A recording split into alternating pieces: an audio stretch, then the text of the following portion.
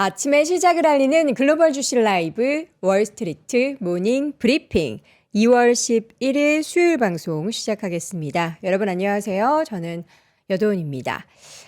밤사이 미증시는 그동안의 반등에서 약간의 브레이크가 생겼습니다. 지금 일단은 장 마감 아직은 좀 30초, 5초, 7초, 8초, 9초 마감됐습니다. 지금 마감 지수 바로 보도록 하겠습니다. 다음한 강보합권에서 마감이 됐고요. 나스닥과 S&P 500 지수는 0.5%, 0.3% 가까이 이제 하락을 했는데 장 초반에는 꽤 괜찮았습니다. 상승세를 모두 유지했었던 미국 시장이 아쉽게도 막 장중 내내 좀 하락폭이 커졌고 0.5% 나스닥이 하락을 했습니다. 요즘에 이제 기술주들의 움직임들이 TSMC 주가 여러분들 좀 보시는 분들도 계실 거고 투자하시는 분들도 계실 텐데 보면은 승승장구를 펼치고 있죠. 계속해서 고점을 높여가고 있습니다. 그러니까 뭐 소프트웨어의 뭐 사스포칼립스가 있든 지금 뭐 AI 쪽에 있어서의 하이퍼스케일러들이 돈을 써서 그에 따른 이제 과연 돈을 벌 수 있을까에 대한 의구심이 있든 결국에 그 돈들과 그 시장에 있어서의 가장 수혜를 받고 결국 계속해서 돈을 벌고 있는 기업들 같은 경우에는 주가의 견조한 모습들, 그게 TSMC가 그 주인공이 되고 있는 것 같고요. 반면 엔비디아나 또 요즘에 마이크론 테크놀로지의 주가가 그다지 좋지 않죠. 그리고 어제는 또 인텔의 주가가 6% 넘게 하락하는 등 반도체 쪽에 있어서는 계속 냉온탕이 오가는 그런 모습들이 나타나고 있습니다. 구글과 메타 그리고 아마존의 주가도 하락세를 보였고요. 유일하게 좀 초록불 킨 테크 기업은 M7 중에서는 테슬라만 2% 가까이 올랐고 오라클의 주가도 최근에는 저점 대비해서 계속된 반등을 보이고 밤사이에도 2%대 올랐습니다. 그리고 어제는 또 금융주 쪽의 움직임들도 그다지 좋지 못했고요. 뭐 일랄리를 비롯한 지금 헬스케어 쪽도 그리고 컨슈머 쪽에 있어서 지금 필수 소비재 쪽에서도 최근에 월마트의 주가가 상승세를 계속 유지했는데 조금 꺾였습니다. 1.8%, 코스트코도 2%대 하락을 했습니다. 자, 미국 소비자들이 작년 연말에 소매 판매 데이터를 봤더니 지갑을 좀 닫았다라고 합니다. 이를 두고서 무언가 또 금리 인하에 대한 기대감을 갖기에는 또 애매한 게 전체적으로도 이 금리 인하보다는 동결을 이야기하는 목소리가 커지고 있어서 또 금융주 쪽에 있어서의 흐름도 부진한데요. 밤사이에도 정말 많은 일이 있었고 이 내용들은 월가 뉴스레터 통해서 확인해 보도록 하죠. 글로벌 시황맨 박명성님과 체크해 보도록 하겠고요. 이어지는 글로벌 인터뷰 시간에는 전략 또 마련을 해보도록 하겠습니다. 요즘 저희가 이제 뭔가 거시적인 이야기, 매크로 변수 뭐 이런 것도 중요하지만 매일매일 변동성이 있기 때문에 그에 따른 전략이 더 중요하겠죠.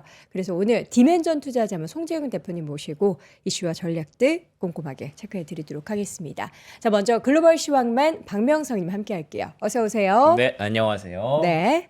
반갑습니다. 우리 명성님이 글로벌 시황맨도 하는 줄 알았더니 어제 국내 시황맨도 하시던데요. 어떻게 하셨어요, 어제? 네, 저는 다 봐요. 다 보세요? 거. 다 틀어놔요, 하루 종일.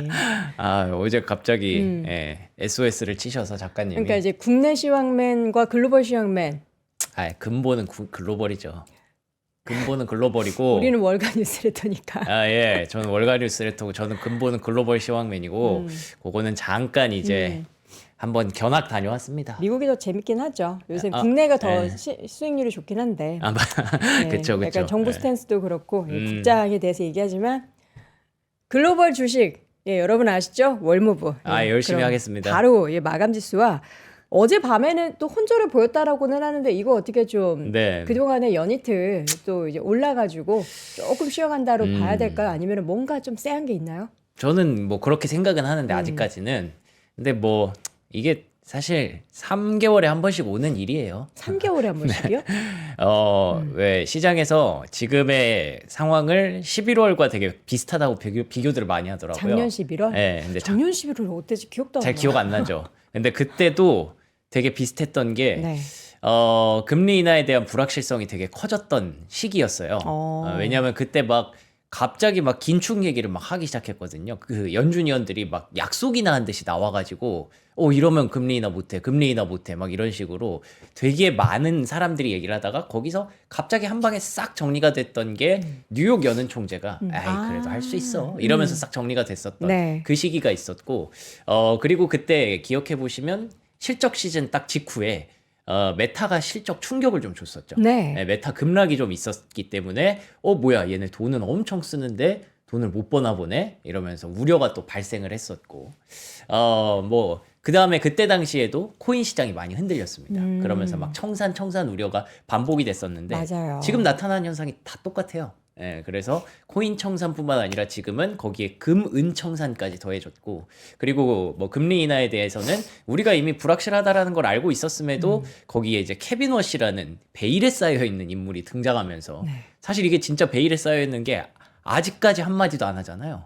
지금 2주가 지났거든요. 지명된 지. 그러게요. 본인의 뭔가 말에 인터뷰라도 본인의 말에 무게감을 알고 있는 것 같아요. 엄청 있는 거죠. 예. 지금 모두가 저 사람 뭐라고 얘기할까? 도대체 어떤 사람일까? 궁금해 죽겠는데. 이게 사실 나와서 만약에 트럼프의 좀 친화적인 이야기를 하면 또 그거에 대해서 시장은 긍정적으로만 해석을 하진 않을 거거든요. 그럴 수도 있죠. 그렇다고 또 반대하는 이야기를 하기도 또 애매한 상황이고. 음. 그래서 그냥 이럴 때는 얘기하기도 그렇고 안 하기도 그렇고 할 땐 그냥 안 하는 게 나아요. 말은 맞아요. 뱉으면 주워 담을 수가 없으니까. 그래서 조금 조심하고 있는 것 같습니다. 그러다 보니까 이게 어딘가에서 이제 해결이 안 나는 거죠.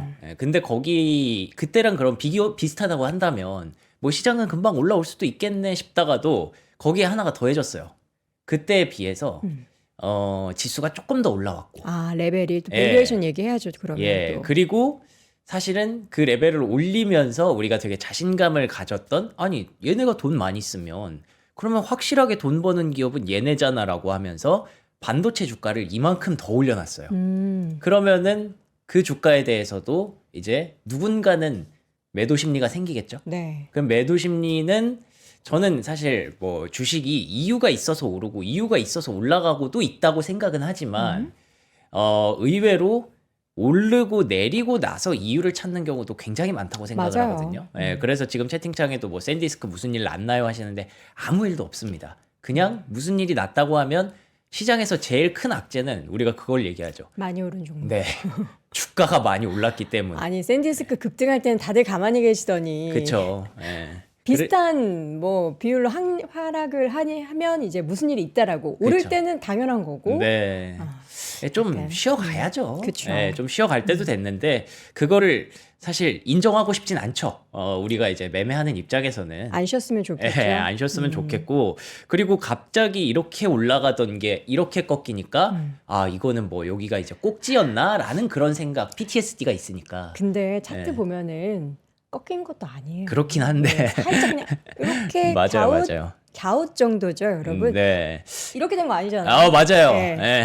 이렇게 살짝 이렇게. 그 정도 느낌이라서 뭐 일단은 저에게는 이제 그런 그 내러티브들 우려의 내러티브들 여러분들께서 겁먹는 거 이런 것들을 조금 완화시켜 드려야 네. 되는 책무가 있어요? 그 시기가 온 거예요 저한테 숙제의 시기가 온 우리 겁니다. 시청자분들도 지금 변동성 있는 장에서 네. 뭔가 이제 길잡이 등불 역할을 네. 해달라 이런 요구들이 많이 나오고 있습니다. 뭐 저는 뭐 간단히 팩트만 말씀드리고 제 네. 뒤에 나오시는 송재경 대표님이 그거 해소해 역할 주시지 해주실 않을까. 거예요. 네. 그래서 저는 일단 나왔던 그 이야기들만 한번 해드리고 가도록 네. 하겠습니다.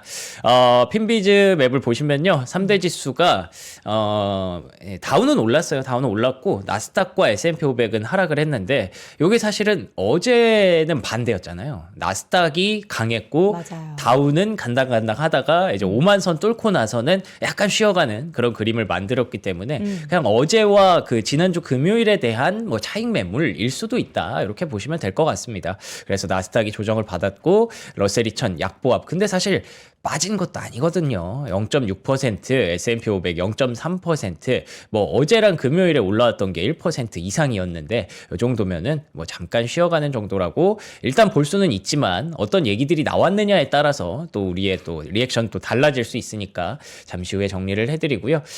반도체가 좀 빠졌어요. 마이크론도 그렇고 인텔도 그렇고. 그러니까 사실은 뭐 여러분께서 약간 좀 긴장하고 겁을 먹는 것도 충분히 이해는 갑니다. 오히려 이유가 있으면 뭐 그런가 보다 할 텐데 딱히 이유 없이 여기 보시면 샌디스크가 7% 넘게 하락을 하니까 네. 그러면은 야 이게 진짜 뭔가 숨겨진 우리가 모르는 무언가 있는 거 아니야? 도망가야 되는 거 아니야? 라고 생각을 하실 수 있는데 요즘 그런 얘기 많이 나오거든요.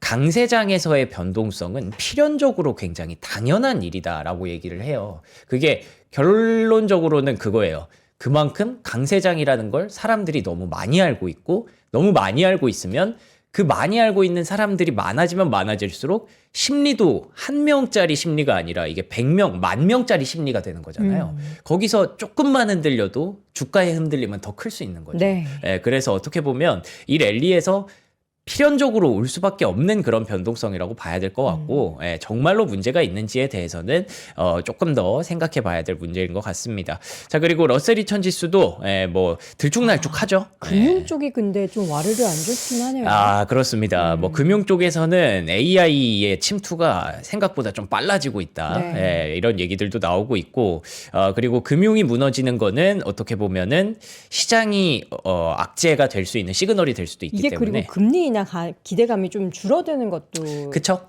다 영향을 미치고 있는 거죠. 맞습니다. 그게 모든 게 사실 제가 가끔 그러잖아요. 네. 모든 게 금리로 설명이 된다고 하는데 금리 인하 기대감이 줄어드는 건 지금 어제도 말씀드렸지만 구글이 막 100년짜리 채권을 발행합니다. 네. 그러면 XAI가 엔비디아의 칩을 사고 싶은데 그걸 사기 위해서 사는 게 아니라 아폴로 매니지먼트를 등장시켜서 대여를 한다. 막 이런 얘기들이 나오니까 이게 다 빚으로 만들어내는 지금 AI에 대한 어떤 그 랠리잖아요. 그러니까 그거에서 금리는 안 내려가. 근데 돈은 계속 써. 그러면은 물론 빅테크는 걱정 안 해. 그치만 그 사모 신용에 대해서 꾸물꾸물 이렇게 올라올 수가 있는 거거든요.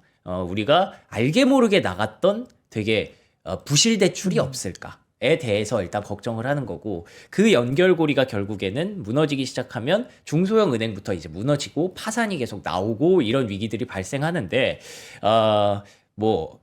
좀 최악의 상황까지 가서 중소형 은행들이 파산한다고 해도 네. 제가 아는 바에 따르면 미국의 금융 스탠스는 굉장히 탄탄하고 그쵸. 만약에 그 정도의 문제가 있으면 어떤 시그널을 보셔야 되냐면 JP 모건 같은 은행들이 나옵니다. 나와서 내가 이 은행을 인수를 하거나 뭔가 되게 적극적인 제스처를 보여줘요. 이게 네. 우리가 과거에도 한번 경험해 맞아요. 왔잖아요. 중소은행이 좀 그러니까 바로 버피돈께서 확 나서고 맞아요. 돈 막 내고. 재미다이면 확 나서고. 예, 맞아요. 큰 어른 역할을 할 때가 있거든요. 근데 그런 움직임이 지금 전혀 없어요. 그렇기 네. 때문에 그 정도까지 가는 건 아닌데 언제든 금리가 계속 안 내려간다라고 하면 야 그거 사모신용 그리고 부실대출 많이 나갔잖아 하면서 언제든 나올 수 있는 얘기라서 그쵸. 일단 조금 금융주의 조정은 조금 예민하게는 보셔야 되기는 할 것 같습니다. 네. 근데 아직까지는 전혀 그런 건 괜찮다. 아니니까 걱정하지 마시고요. 자, 그리고 금리 얘기를 쭉 했는데 금리는 오히려 떨어졌어요. 네. 네, 4.1%까지. 네. 그러면은 또 이제 우리가 여기서 또 약간은 생각보다는 그렇게 큰 일이 아닐 수 있구나. 그러니까 금리가 내리면은 네. 이 시장이 조금 이제 좋았었던 우리가 지금 최근에 며칠을 보면 오늘은 또 금리가 내렸는데 시장이 안 좋다. 이거 그쵸. 연결고리가 찾기가 참 어려워요, 요즘에는. 그래서 사실 오늘은 따지고 보면은 결론만 말씀드리면 많이 올랐다가 문제입니다. 그래요? 그런 상황이고 네. 잠시 후에 이제 그 월가에서 그런 반응들이 되게 많이 나왔거든요. 많이 올라서 뭔가 불안하다. 이런 얘기들을 잠시 후에 말씀드릴게요. 네. 달러는 96.8, 금 가격은 0.5% 하락. 이것도 최근에 리바운드가 컸으니까 좀 조정 나오는 거고 유가가 64달러. 근데 이게 하락으로 나오지만 거의 하락한 게 아니거든요. 지금 이란과의 지정학적 불확실성도 시장의 우려를 자극하는데 조금 한몫을 했다라고 보시면 됩니다. 네. 자, 그리고 비트코인 가격이 계속 7만 달러 밑에서 움직이고 있어요. 지금 시청자분들 중에서 비트코인 가상자산 쪽 어떠냐 이렇게 질문하셨는데 이거 모아가는 거 아니면 사실 지금은 보시면 스트레스만 받는 구간이다. 예. 좀 맞아요. 올랐다 싶으면은 또 떨어지고 바닥권에서 지금 거의 고군분투하고 있습니다. 그래서 또 스트레스를 받게 하는 게 또 하나 더 생겼네요. 뭐요? 로빈후드. 예. 로빈후드 왜 좋다 그랬잖아요. 월가에서 투자하기도 오늘 좋고. 지금 실적 발표거든요. 네. 애프터마켓에서 지금 근데 7% 하락하고 하락이 있네요. 나오네요. 예. 안 그래도 코인 시장이 좀 안 좋았기 때문에 근데 약간 그거 좀 어저께 불안불안했었어요. 우리 명선님이 보내주신 그거 보면 코인 시장 안 좋고 하지만 지금 잘하고 유럽 있다. 쪽에서도 돈 벌고 그거 말고도 캐시카우가 열심히 많다. 이런 얘기를 했는데도 결국에는 그러게요. 실적 데이터가 네. 발목을 잡고 있습니다. 기대감이 높았나 보다 싶기는 한데 네. 일단은 여기까지 오늘 실적에 가장 중요한 건 로빈후드니까 지금 또 낙폭 조금 줄이네요. 네. 이런 것도 보시면서 같이 내용을 들어보시면 좋을 것 같고요. 자, 그래서 월가에서 조금 비싸다라는 얘기들을 하기 시작을 했던 게 뱅크 오브 아메리카에서 되게 광역 도발을 했어요. 광역 도발이 뭐예요? 뭐냐면 우리가 아는 그 광역시 뭐 이런 그러니까 광역이에요? 넓게 되게 다양하게 금, 은, 코스피, 소재 왜 코스피야? 다 거품이다 라는 얘기를 했습니다. 그러니까 코스피가 거품이라고요? 그러니까 많이 오르긴 했잖아요. 솔직히 2,500에서 5,300까지 갔으니까. 그래서 뱅크 오브 아메리카가 봤을 때 뭐 물론 올라갈 만한 내러티브는 충분한데 근데 거기에다가 사람들이 좋다고 얘기를 하니까 네. 거기에 계속 얹어진 그런 거품들이 조금 없지 않아 있다 라는 얘기를 한 겁니다.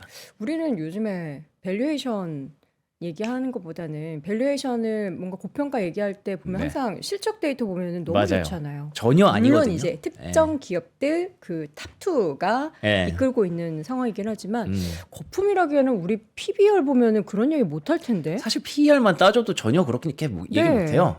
근데 그래서 최근에 어쨌든 올라온 것에 대한 그런 얘기를 하는 것 같습니다. 그리고 사실 그 코스피 보면은 최근에 변동폭이 엄청 크잖아요.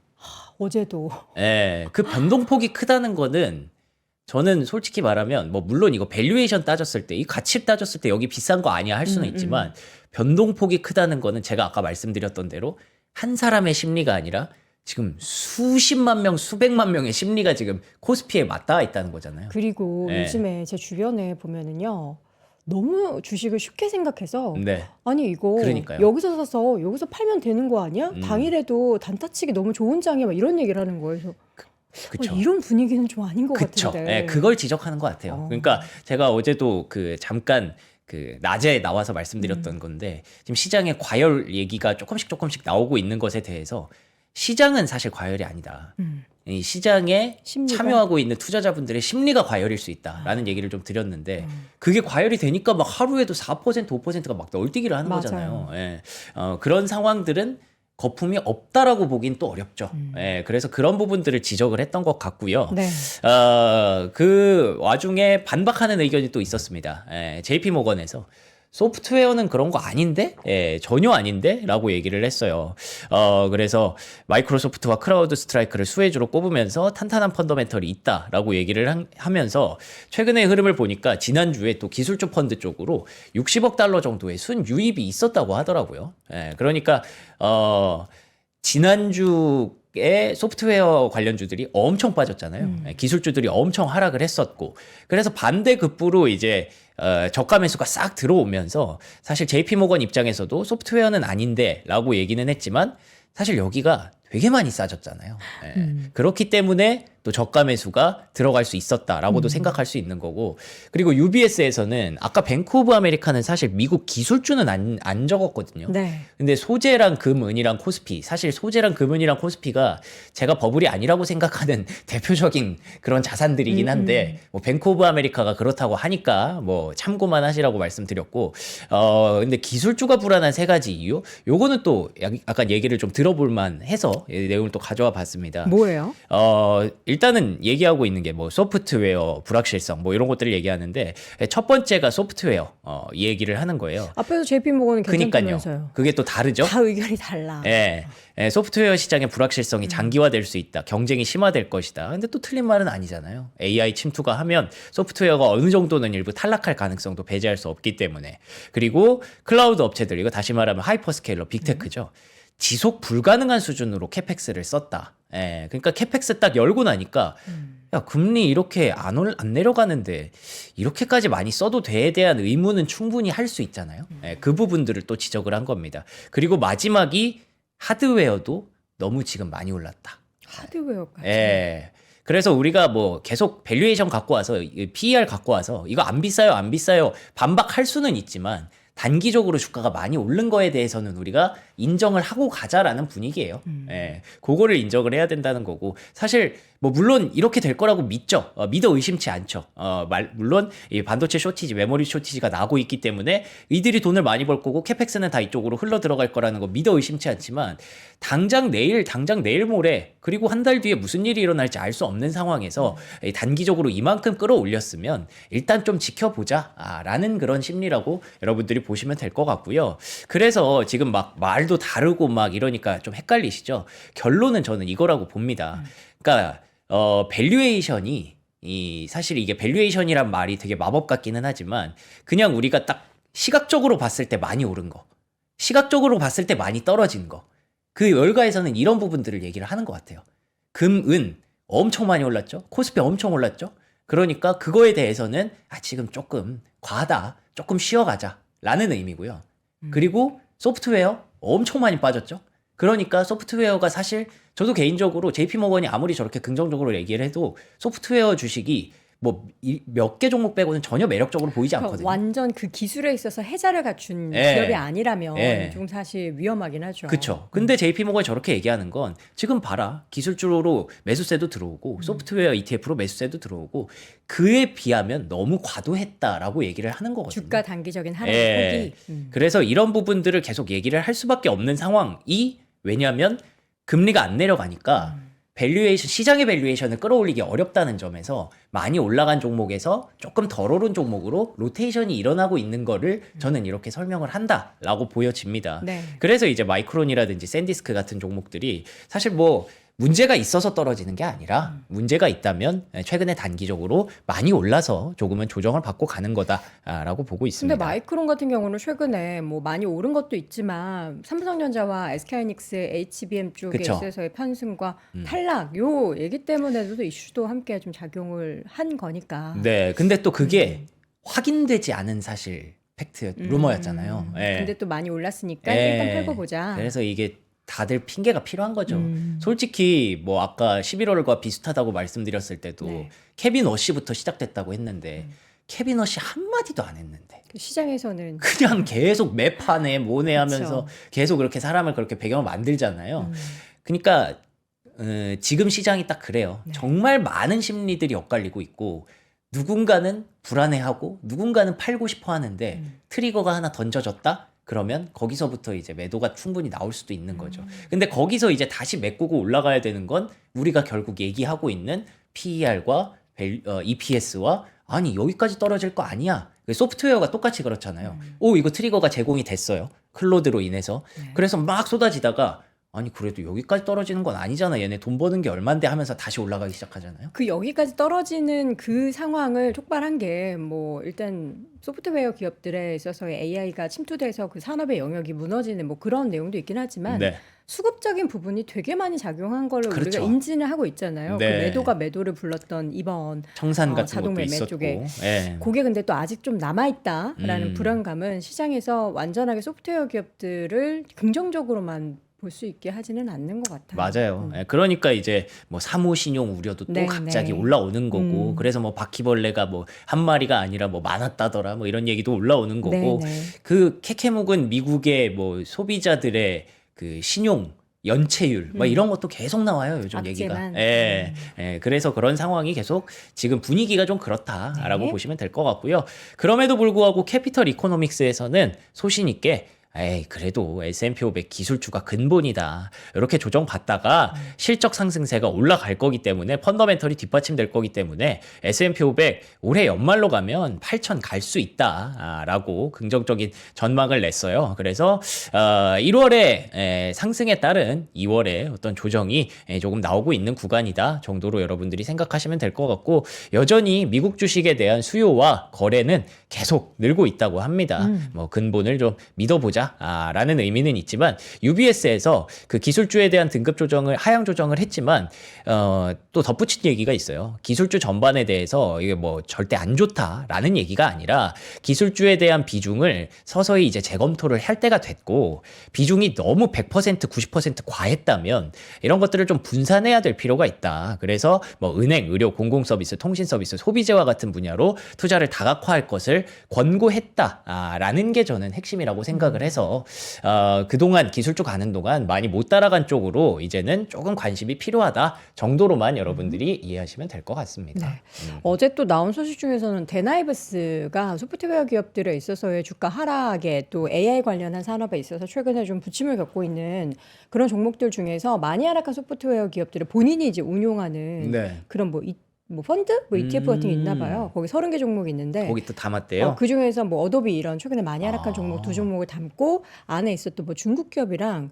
뭐 하나 뺐는데 기억이 안 나네요. 그 두 개를 이제 빼고 그런 식으로 해서 시장에서 뭔가 그분도 좀 스피커 역할을 하잖아요. 그쵸. 예. 그런 또 분위기도 만들어지고 있는. 그러니까 지금 다 갈리고 있어요. 맞아요. 변동성 예. 구간에서 모두 다 또 의견이 갈리고 있다라는 거. 그래서 되게 쉽게 말하면 내가 갖고 있는 주식이 네. 좀 많이 올랐다라고 하면 뭐 일부 정도는 예, 다른 쪽도 한번 보자.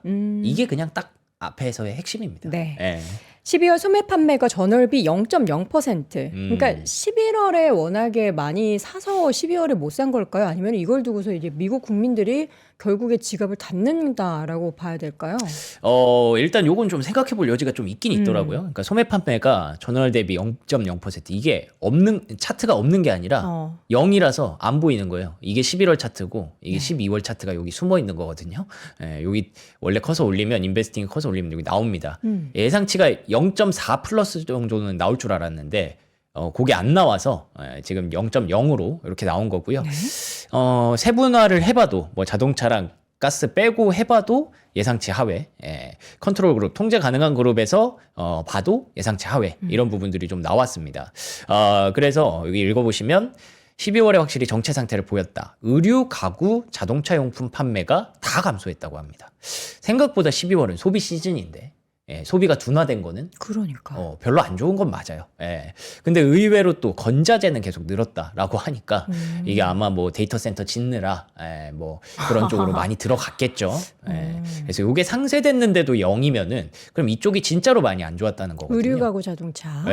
그래서 뭐 임금 상승률도 최저치고 지금 소비자들의 지갑이 별로 좋지는 않구나. 우리가 걱정하던 K자 경기가 계속 나오는구나. 그런 점에서 주간 고용을 봤는데 이것도 이제 계속 추세적으로 감소 추세가 보이죠. 고용도 안 좋고. 그러니까 소비자들이 돈이 없고 12월에 소비를 많이 하지 않았다. 이렇게 해석을 할 수 있는 겁니다. 그런데다가 ADP에서 제조업 민간 고용 차트를 이걸 꺼냈는데 와 저는 이 정도인 줄 몰랐어요. 32개월 연속 감소더라고요. 뭐 AI 영향도 있겠지만 2022년부터 AI 영향이 있었던 건 아니잖아요. 그러니까 이게 추세적으로 좀 안 좋았던 걸 어쨌든 트럼프 대통령이 막 리쇼어링 해서 끌어올리겠다고 했는데 아직 덜 끌어올린 거죠. 이게 좀 많이 줄기는 했는데 여기서 이제 또 AI의 습격이 시작되면서 다시 늘어날 수도 있는 거고. 그래서 전반적으로 미국의 경기 상태가 그다지 좋지는 않다. 근데 GDP 성장률은 여전히 4%를 유지하고 있습니다. 저건 진짜 뭘로 만들어낸 거야 대체? 뭐 어디 성장을 여기 다 만들어낸 나와요. 거야? PC 이게 개인 지출 소비고 정부 지출 있고 수입 수출 있고 투자 있고 인베스트먼트 투자 그러니까 있고. PC가 지금 근데 좀 줄긴 했어요. 맞아요. 그래서 개인 그 소매 판매를 보고 이걸 다시 줄인 거예요. 전망치를 줄인 건데 그럼에도 불구하고 4%가 나온다는 건 우리나라보다 낮잖아. 그렇죠. 우리보다 높잖아. 그렇죠? 뭐 관세와 관련된 이슈도 좀 있겠고 네. 수출입이 들어가 있으니까 네, 그리고 네. 빚으로 투자해서 만들어내는 그런 GDP 성장률도 있기 때문에 그래서 높다라고도 볼 수 있는 건데 그러면 어쨌든 여기서 나오고 있는 그런 자본들은 누군가는 들고 들어가는 거잖아요. 그렇기 때문에 네. 지금 K자 경기에 대해서는 우리가 확실히 이게 팩트구나라는 걸 다시 한번 확인할 수가 있었습니다. 네. 그래서 연준의 스탠스가 어렵죠. 제가 연준이라도 이걸 보고 내가 금리를 내려야 돼? 금리 제조업도 안 좋다 그러고 소비자들도 지금 불안하다 그러고 내려야 되는 거 맞는데 야 GDP 성장률이 4%가 나오는데 이거 내려도 되나? 근데 그게 숫자는 4% 나오는데 실질적으로 국민들의 삶이 팍팍해요. 근데 그러면은 그걸 생각해서 금리를 내렸어요. 그럼 그 돈이 또 어디로 갈까요? 그 팍팍한 국민들한테 과연 갈까요? 그것도 걱정이네. 그러면은 원래 우리가 예상하는 뭐 AI 투자라든지 뭐 어떻게든 막 빚내서 뭔가를 하겠다 쪽으로 가게 된다면 그러면은 거기서 인플레이션이 발생하는 거잖아요. 근데 사람들의 지갑은 쪼그라들어 인플레이션만 나와 이러면은 이건 되게 위험한 그런 상황일 수도 있는 거죠. 그쵸. 예, 그래서 클리블랜드 연은 총재도 동결 준비를 완료했다. 그러니까 그 앞에서 얘기했던 내용이 사실 금리 내리면 모든 게 해결되긴 하거든요. 밸류에이션을 더 높게 줄 수 있으니까. 근데 그게 안 되는 이유를 말씀을 드리는 거고, 이게 이렇게 계속 안 된다고 하니까 시장에서는 트러블을 잡는 거예요. 아, 이 금리 안 내려갈 것 같네. 그러면은 많이 올라간 주식은 좀 덜어내야지. 네. 이런 해석으로 이렇게 가는 겁니다. 그래서 댈러스 연은 총재도 이거 중립금리 근처까지 갔으니까 추가 금리 인하는 조금 어려울 수도 있겠다. 라는 얘기를 하는 걸 보면서 이제 기준금리 전망을 봤는데 역시나 뭐 소매 판매가 저렇게 무너져도 기준금리 전망치는 미동도 없습니다. 예. 계속 3월과 4월은 동결 가능성이 상당히 높다라고 네. 보시면 될 것 같고요. TLT 요거 많이들 작년, 재작년 많이 하셨던 그런 그 상품이잖아요. 근데 이게 ETF잖아요. 숏배팅이 늘어났어요. 다시 말하면은 금리 안 내려간다. 음. 그거에 대해서 너무너무 많은 사람들이 지금 뭐 생각을 하고 있는 거죠. 그런 의미로 봤을 때 금리가 안 내려가는데 이걸 구원해 줄 사람은 워시거든요. 그래서 베센트 재무장관은 워시랑 얘기 잘해보겠다. AI의 임팩트, 고용에 대한 임팩트까지 나도 신경은 쓰는데 네. 뭐 아직 그 정도는 아니지만 어쨌든 워시가 아마 그걸 잘 보고 있을 것이다. 워시 해줘 라고 말한 거랑 다름이 없고요. 트럼프도 워시 해줘. 워시 선임하면 경제성장률 15%까지 올라갈 거니까 걱정하지 마라. 라는 얘기를 합니다. 네. 다들 지금 워시만 바라보고 있는데 워시는 지금 칩거 상태로 아무 말도 안 하고 숨어 있으니 해결이 안 되는 거죠. 쑥고를 하고 있겠죠. 뭐 그렇습니다. 이란 쪽 어떻게 되고 있어요 지금? 그러고 이란이 지금 계속 뭐 압박을 계속 넣고 있어요. 트럼프 대통령이 합의 안 하면 항공모함 한 대 갔는데 추가로 한 대 더 간다. 경고를 하는 거죠, 계속. 네. 지난주에 제가 계속 말씀드린 대로 미국과 이란 간에 이견이 있어요.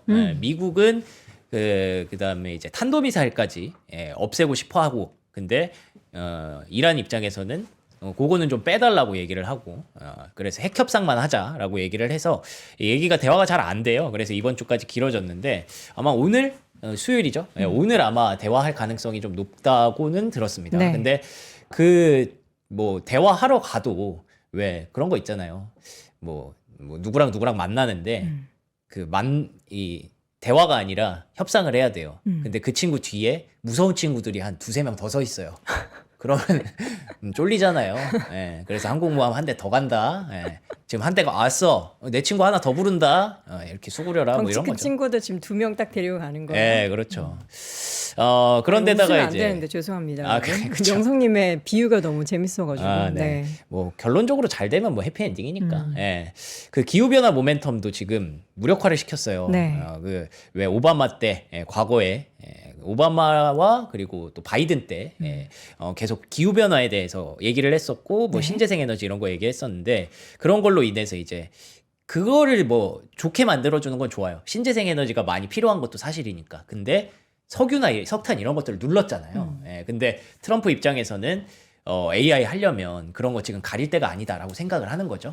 그러면서 사실 이란과의 어떤 협상을 계속 가속화하는 것도 여러분들 뭐 이제 설명드리지 않아도 다 이해하시죠. 에너지 지배권을 갖고 싶어하는 트럼프이기 때문에 이런 노력들을 하고 있지만 뭐 이거를 시장이나 미국의 중간 선거를 기다리고 있는 여론이 알아주지는 않습니다. 왜냐하면 또 저기 내부에서 한 명 나왔거든요. 러트닉 상무장관이 그 앱스틴 섬에 갔었대요. 그래서 이게 또 엄청난 그 변수의 소용돌이가 되고 있습니다. 앱스틴 사건은 뭐 여러분들 다 아시죠? 정말 미국과 뭐 전 세계를 충격으로 빠뜨렸던 미국뿐만 아니라 연관된 사람들이 되게 많더라고요. 최근에 그래서 거기 다큐멘터리에 적혀 있는 사람들의 이름들이 계속 공개되고 있거든요. 우리나라는 없겠죠? 뭐 아직까지는 다행히 없는 것 같긴 합니다만 러트닉이 거기 들어가 있었대요. 그래서 그 트럼프 정부의 핵심 측근 관료가 들어가 있었다고 하니까 이건 세상이 좀 충격을 받을 수 있는 거고. 네네. 그다음에 영국의 스타머 총리는 지금 그것 때문에 엄청 위기가 왔거든요. 본인이 간 게 아니라 이제 그 본인이 지명한 관료 중에 한 명이 거기에 등재가 된 인물인데도 그쵸. 상관없어 하면서 찝었어요. 그러니까 이제 역풍이 엄청 불고 있는데 러트닉 장관이 가긴 갔지만 그 패밀리 베케이션으로 갔다는 거예요. 가족들이랑 같이 휴가를 갔는데 아, 저 앱스틴 섬에 네. 뭔가 그런 엮여서 간 게 아니다. 네. 설마 이게 사실이면 가족들이랑 갔으면 설마 그런 이상한 일이 벌어지진 않았겠죠. 앱스틴 섬이 대체 뭐가 있길래 그러는 걸까? 그러게요. 뭐 아무튼 뭐 그렇다고 합니다. 그래서 이제 트럼프 정부는 러트닉을 뭐 재신뢰한다, 신임한다라고 확실하게 좀 확언을 했는데, 근데 이게 아마 또 중간 선거와 관련된 어떤 파문을 또 일으킬 수 있기 때문에 어떻게 보면 잠재적인 또 악재가 될 수도 있을 것 같습니다. 네. 그래서 또 셧다운 얘기 뭐 또 나오니까 지겨우시죠? 근데 또 만나야 됩니다. 지난번에 아시는 것처럼 6개 중에 5개는 통과됐지만 1개를 2주 동안 밀어놓은 거거든요. 그렇기 때문에 2주 만에 이번 세러데이, 이번 밸런타인데이에 셧다운이 또 될 가능성이 있어서 네. 이게 또 이제 민주당에서 잡고 있는 그 아이스 사태, 아이스 예산을 줄여라라는 걸 계속 압박을 하고 있기 때문에 이거는 쉽게 또 타결되지 않을 수 있다라고 해서 이런 얘기들이 나오고 있는 게 지금 조금 네. 변동성이 일어날 만하다라고도 볼 수 있는 거죠. 속도 조금 내보도록 할게요. 네. 4월에 미중 정상회담은 어떻게 예정대로 하는 거예요? 네, 요거는 뭐 어떻게 보면은 안 좋은 이슈들 중에서 네. 그나마 좀 희망적인 이슈여서 요거는 한번 뉴스만 한번 캡처해봤습니다. 뉴스 전부 우울하네 했는데 안 우울한 TSMC 소식. 아, 그렇죠. 종목 TSMC 얘기. 결국에는 TSMC가 제일 위너인 것 같아요. 종목 얘기로 제가 우울함을 좀 풀어드릴게요. 네. TSMC 보시는 것처럼 주가 올랐습니다. 자, 전년 대비해서 매출 증가율 36.8%. 전년 1월 매출이거든요. 네. 1월 매출 전년도 1월 대비해 36.8%. TSMC의 원래 목표가 올해 연간으로 30% 이상 성장하겠다였는데 1월부터 37%를 찍었어요. 바로. 예, 이거는 뭐 주가 상승이 당연히 나올 수 있는 거고, 뱅크 오브 아메리카에서 막 광역 도발했잖아요. 금, 은, 코스피 버블이다. 근데 야, 대만 GDP는 진짜 다르긴 하다. 예, 이렇게 얘기를 했습니다. 그렇기 때문에 지금 TSMC가 버는 돈은 정말 어마무시하고 앞으로도 어마무시할 것이다. 라고 얘기를 하는 거죠. 그래서 TSMC 믿고 결국 AI는 버블이 아니다. AI 버블론까지는 안 간다. 라고 여러분들이 생각하시면 될 것 같고요. 이 정도 되니까 막 워싱턴으로 막 들어오라고 하는데 그거 안 돼. 대만은 TSMC는 대만에서 만들 거야. 라고 이렇게 큰 소리를 칠 수 있는 그 정도의 힘이 되더라고요. 그러니까 TSMC 없으면 안 되니까. 막 미국에선 들어와 하는데 안 들어가. 싫은데 할 수 있는 그런 힘 있는 회사가 되는 거죠.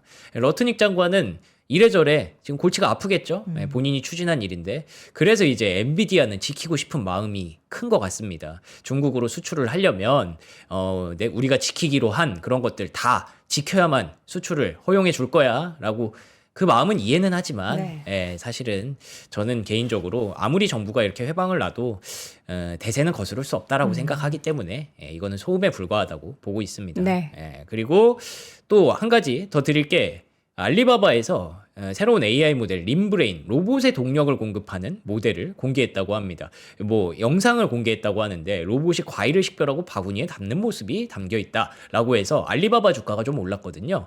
그래서 피지컬 AI와 관련된 시계는 점점 빨라지고 있다. 어제 저 기사 보니까 요즘 이마트에서 로봇을 판다면서요. 무슨 로봇이요? 청소기 그냥 뭐- 로봇 말고요? 뭐 그냥 뭐 그 강아지 집에서 로봇이요? 쓸 수 있는 그 로봇들을 파는데 한 50만 원에서 70만 원 정도로 팔고 있고, 뭐 중국산이에요? 중국산 로봇도 있고, 중국산 로봇. 그래서 이마트에서 로봇을 판다고요? 네, 진짜 검색해 보세요. 그래서 팔고 나서 지금 한 50대 정도 팔렸대요. 네? 50대 정도. 50대밖에 안 팔렸어요? 그래도 한 2주 팔았는데 그 정도면 많이 팔린 거 아니에요? 사실 굳이 로봇 필요 없잖아요, 집에. 로봇 청소기 이런 거 아니고. 아니에요. 진짜 로봇이에요. 휴머노이드 로봇과 로봇 청소기 등을 판매하고 있다. 그래서 좀 도움되는 거 로봇. 이제 진짜 로봇이 점점 일상으로 들어오는 거라서 어머. 신기하죠? 진짜 그렇다니까요. 그래서 알리바바도 피지컬 AI 시계를 빠르게 만들고 있다라고 해서 이런 부분들 AI는 계속 간다라는 점이고요. 크레도 테크놀로지 어제 이제 테이버 형님께서 여기서 나와서 얘기해주고 가셨는데 장이 좋았으면 이 실적 전망치 끌어올린 게 좀 더 좋았을 텐데 조금 아쉽지만 주가가 가다가 말았습니다. 그래서 맞아요, 유니트리 판다고. 유니트리가 중국 거거든요. 네. 그래서 그거 지금 판다고 하시더라고요. 사족 보행 로봇 한 대를 포함해서 AI 반려 로봇, 그러니까 사람처럼 반려 로봇도 생긴 있고. 그 로봇 모양 반려 로봇이 무슨 일을 할까요? 대화? 그렇겠죠. 뭐 친구처럼 뭐 노는 거죠. 뭐. 와. 뭐 청소도 할 수도 있고. 예, 그래서 로봇의 세상은 점점 가까워지고 있다. 네. 그리고 TSMC는 무너지지 않는다. 그리고 크레도 테크놀로지는 실적 전망치를 엄청나게 상향했다. 우리는 이 실적 전망치를 믿고 달라지는 세상을 믿고 가야 됩니다. 네. 자, 그리고 두 번째. 작년도 11월에 신기하지만 그게 만약에 반복이라면 그때 올라갔던 유일한 종목 하나가 있습니다. 바로 테슬라죠. 여기 보시면 11월, 12월에 정말 강했던 기억을 하실 겁니다. 그래서 테슬라가 또 올라가는 건가 싶기도 한데 유럽 임원을 글로벌 책임자로 지정을 했대요. 아니, 유럽이 요즘 잘 팔리지도 않는데 왜 글로벌 책임자로 했지? 전기차 던진 건가 싶다가도 뭐 다른 얘기들을 들어보니 그런 건 아닌 것 같습니다. 모건 스탠리에서는 태양광 확장 계획이 굉장히 긍정적이다. 네. 뭐 요즘 스페이스X, 뭐 태양광 그리고 또 우주 데이터 센터 이런 얘기 많이 하잖아요. 네. 거기서 계속 핵심을 태양광이라고 하고 있는데 그러면 모건 스탠리가 봤을 때는 굉장히 긍정적인 메시지를 좀 줄 수 있을 것이다. 에너지 병목 현상을 해소하는 방법이 될 것이다. 라고. 근데 이거 좀 장기간의 관점이 필요하다라는 얘기를 해서 태양광 모멘텀도 계속 유지될 것으로 예상이 되고요. 차 쪽에서는 세미 롱레인지 가격을 인상했다고 하더라고요. 가격을 인상을 했지만 그럼에도 불구하고 일반적인 8등급 전기 트럭보다 여전히 저렴하다라는 점에서 이런 걸로 다른 전기차 기업들을 계속 이겨보겠다라는 그런 의지를 좀 보여주는 것 같습니다. 웨이모. 네, 자율주행 쪽에서 그래서 이슈가 좀 많았어요. 웨이모가 내슈빌에서 시험 운행을 시작한다라는 점에서 결국 뭐 로봇 자율주행 다 똑같은 거 아니겠습니까? 이런 모멘텀은 계속 뭐 시장이 어떻든 잘 가고 있다라는 점을 우리는 기억해야 되고요. 그리고 모비라이는 그 인도의 마힌드라의 에이다스 공급 업체로 선정이 됐다고 합니다. 주가 최근에 많이 빠졌는데 이 덕분에 막 바닥권에서 조금씩 올라오고 있는 모습들이 있어서 로봇, 자율주행 이런 쪽 여러분들 최근에 좀 많이 빛을 못 봤다면 다시 한번 볼 때가 됐다라고 보시면 되겠습니다. 팔란티어 마이클 버리가 묻었다. 이게 뭐 그러니까요. 마이클 버리가 또 팔란티어 쇼 쳤어요? 그 11월에 마이클 버리 한참 막 그랬잖아요. 네. 이제 또 마이클 버리가 또 나올 때가 된 거고 팔란티어를 겨냥을 해서 이게 잘 안 보이시지만 I'm working on something. 뭔가를 할 거다 팔란티어. 팔란티어에 대해서 그러면서 이거 다음 주가 전망은 $100고 밑에는 $50까지 내려간다. 뭐 이런 소설을 써놨습니다. 뭐 물론 소설이 아닐 수도 있지만 어쨌든 그가 또 등장을 해서 네. 팔란티어 주주분들에게 좀 아픔을 좀 줬는데 다이와에서는 아니야. 난 투자 의견 매수로 상향할게. 실적 봐봐. 앞으로도 계속 늘어날 거야. 라고 해서 사실 팔란티어라는 종목은 워낙에 의견이 많이 엇갈리는 그런 종목이니까 네. 뭐 이런저런 상황들이 지금 심리를 어지럽게 좀 만들고 있다 정도로만 이해하시면 될 것 같고요. 실적은 그냥 빠르게 보면요. 코카콜라는 뭐 매출 컨센서스가 소폭 하회했다고 하지만 미지근했어요. 뭐 코카콜라 뭐 실적을 뭐 그렇게 걱정하는 사람도 없고 엄청 기대한 것도 아니잖아요. 그래서 1.5% 정도 하락으로 막았고요. 전 스포티파이가 신기하더라고요. 전 유튜브 뮤직으로 많이 넘어간 줄 알았는데 미국에서는 여전히 많이 쓰시나 봐요. 신기해요. 그래서 주가가 유튜브 뮤직으로 많이 넘어가지 않을까, 애플 뮤직으로 넘어가지 않을까 해서 많이 빠져있던 걸 좀 들어 올리기는 했습니다. 근데 보시는 것처럼 의외로 먼슬리 액티브 유저, MAU도 계속 증가하고 있고 근데 저렇게 증가하는 거 비해서는 주가는 계속 흐르고 있는데요? 그러니까 앞으로의 전망을 좀 보는 것 같아요. 과연 이게 유튜브 뮤직을 이길 수 있느냐, 네. 궁극적으로 그런 거에 대해서 의문을 갖고 있는 것 같고 네. 메리어트가 또 비슷한 느낌인 게 사실 EPS 별로 안 좋았거든요. 근데 요즘 K자 경기에서 그래서 돈 쓰는 사람은 다 쓴다. 그리고 프리미엄 고객들은 뭐 항공 쪽에서도 늘어난다 이런 얘기 있었잖아요. 그래서 그런지 이 호텔주 이쪽은 최근에 분위기가 계속 좋더라고요. 네. 그래서 의문의 급등이다라는 생각을 했고 네이버도? 데이터독은 이 사스 포칼립스의 중심에 있는 기업이거든요. 소프트웨어 애저 서비스를 기반으로 해서 클라우드에서 감시하는 데이터독이 도그잖아요. 그래서 감시하는 그런 기업인데 한숨 돌리기는 했습니다만 곳곳에 빨간불 노란불이 가득하죠. 그쵸. 그렇다는 점에서 그렇게 큰 매력이 막 지금 주가 좀 올라온다고 느껴지지는 않습니다. 근데 최근에 워낙에 많이 빠졌기 때문에 좀 들어 올린 그런 부분들이 있었고 네. 결국 시장에서는 많이 올라간 종목에서 조금 덜 오른 종목으로 좀 돌고 있는 거예요. 그래서 AI 침투는 뭐 이게 그 세금 관련된 AI 또 서비스가 또 나왔다고 하네요. 그래서 관련된 금융주들이 좀 하락을 했는데 AI의 침투로 인해서 일부 주가들이 좀 하락하는 것들 당분간 있을 수도 있을 것 같습니다. 자, 내일은 실적은 맥도날드 하나 있고요. 엠러빈 이런 소프트웨어들 중에서 과연 우려는 없을지 엠러빈 주가 한번 내일 또 주목해 보도록 하겠습니다. 네, 잠시 후에 저희가 송재현 대표님 모시고 또 자세한 전략 마련해 드릴 거고요. 맥도날드 여러분 많이 가시나요? 근데 뭐 햄버거 맛있긴 하지만 저는 이제 집에서 간단하게 햄버거 드실 때는 우리나라의 전통 떡갈비를 넣어서 드시는 건 이야, 어떨까라는 그러네. 그런 생각이 듭니다.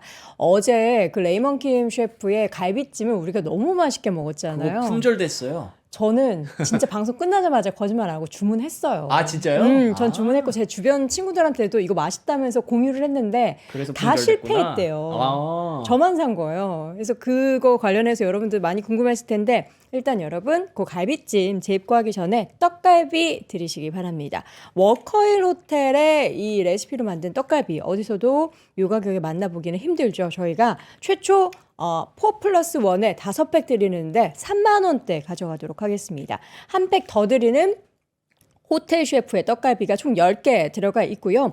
요 떡갈비는 우리 이제 차례 지내잖아요. 그럴 때도 이제 차례 지낼 때고 차례 음식으로도 함께 하시면 좋을 것 같습니다. 개당 3,900원 꼴 국내산 원육을 사용을 했고요. 워커의 특제 비법 소스로 만들어져 있어서 아주 맛있습니다. 소스 안 찍어 먹어도 맛있어요. 와, 저는 소신 발언. 음, 어제 갈비보다 더 맛있습니다. 맛있네. 저는 이게 훨씬 제 스타일이에요. 그러니까 약간 아이 입맛이구나. 갈비찜도 맛있는데 떡갈비는 떡갈비만의 그 아시죠? 뭐라고 표현해야 돼? 그냥 맛있어요. 밥 반찬으로 너무 좋고 이거 모닝빵 사이에 껴가지고 거기다가 이제 양상추 같은 거 조금 넣고 여기 케첩 뿌려서 아이들 주면은 햄버거. 우리 엄마가 햄버거 만들어줬어. 아빠가 집에서 햄버거 만들어줬어. 그게 되는 거예요. 맛있습니다. 국내산 원육. 어제도 이제 한우라서 여러분들이 눈 완전 커졌잖아요. 국내산 원육을 사용한 떡갈비 함께 하시면 좋을 것 같고요. 두 번째로는 갤럭시 S23 FE AI 버전으로 최초 저희가 39만 원대 휴대전화 스마트폰 가지고 왔습니다. 이 제품은 S급 리퍼 제품, 공기계 제품이고요. 256GB 그리고 원 UI 6 AI 업데이트를 지원을 해드립니다. S급 리퍼 제품 1년 동안 무상 보증해드리고요. 통신 3사, 알뜰폰 다 여러분들이 그 유심칩만 꽂으면 사용할 수 있는 제품이니까 휴대전화 저렴하게 구입하고 싶으셨던 분들은 함께 하시면 좋겠습니다. 자세한 사항은 영상 아래 링크 확인해 주시고요. 지금까지 글로벌 시황맨 박명성님 함께 했습니다. 고맙습니다. 고맙습니다.